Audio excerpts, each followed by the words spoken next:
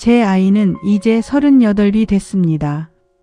그런데 아직도 매달 말이 되면 전화가 옵니다. 엄마, 이번 달이 좀 빠듯해서. 처음엔 빌려준다고 했어요. 언젠가 갚을 거라 생각했지요. 그런데 지금은 그 말도 안 하네요. 둘 다 이미 알고 있으니까. 오늘 이 이야기 불편하실 수 있어요. 하지만 이 불편함을 외면한 대가가 어떤 건지 제가 직접 겪었기 때문에 말씀드리는 겁니다. 제 딸은 24세 결혼했습니다. 사위가 어느 날 사업을 한다고 했어요. 처음 몇 년은 뭔가 될 것 같았습니다.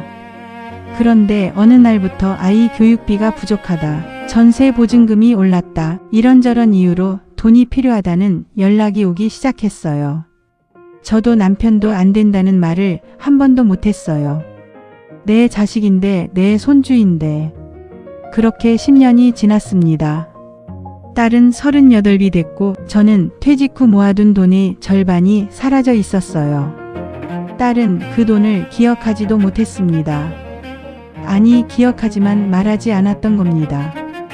그날 새벽 혼자 통장을 들여다보다가 생각했습니다. 나는 도대체 누구를 위해 이걸 한 걸까? 딸을 위해서? 아니면 내가 나쁜 부모라는 말이 듣기 싫어서? 오늘 이 영상에서 저는 딱 한 가지만 말씀드릴 겁니다. 도움이 사랑인지 습관이 된 회피인지.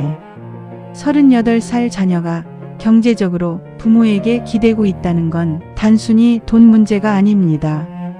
이미 오래된 관계의 패턴입니다. 부모가 먼저 확인해야 할 게 있습니다.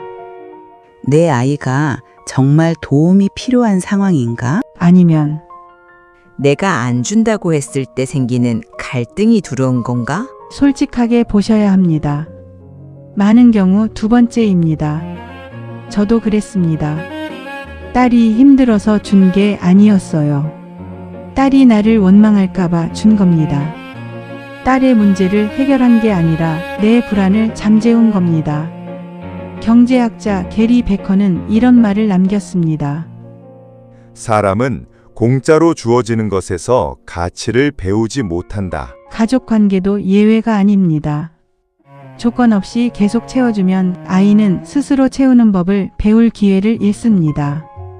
그게 잔인하게 들리신다면 이렇게 생각해 보시기 바랍니다.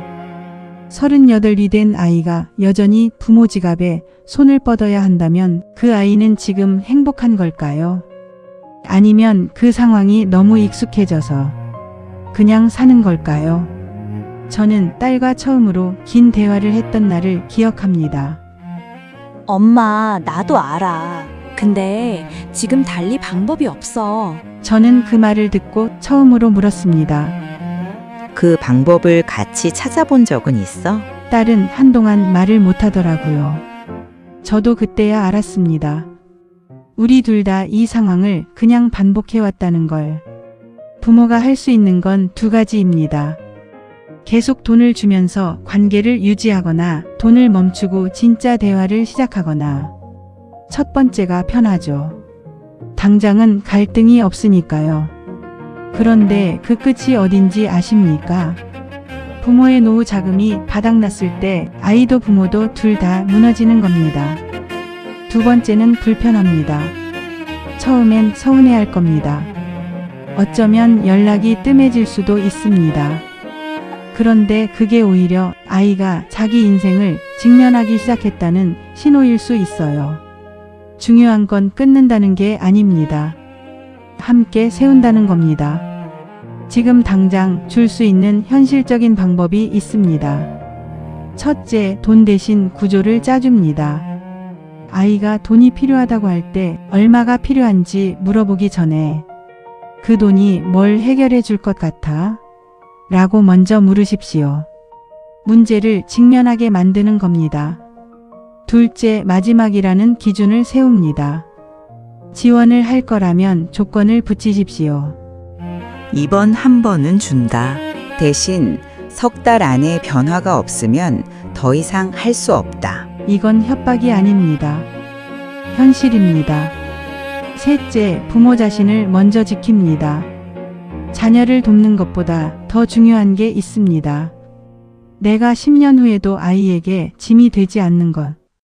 부모가 노후에 무너지면 결국 그 부담은 다시 자녀에게 갑니다. 내 노후 자금을 지키는 것이 장기적으론 가장 큰 자녀 지원입니다. 저는 딸과의 관계가 한동안 서먹했어요. 2달쯤 연락도 줄게 되었어요.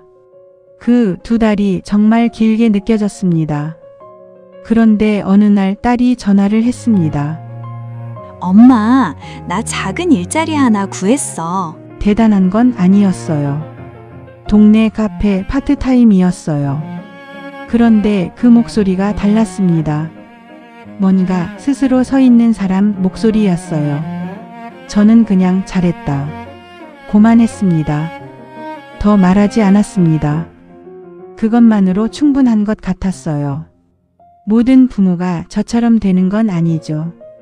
아이의 건강 문제도 있을 수도 있고 정말 구조적으로 어려운 환경일 수도 있습니다.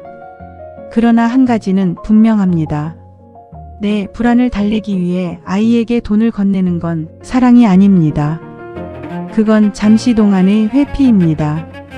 영국의 심리학자 도널드 위니캇은 이런 말을 했습니다. 충분히 좋은 부모는 완벽한 부모가 아니다. 아이가 현실을 경험할 수 있도록 조금씩 물러날 줄 아는 부모다. 우리가 물러서는 건 포기가 아닙니다.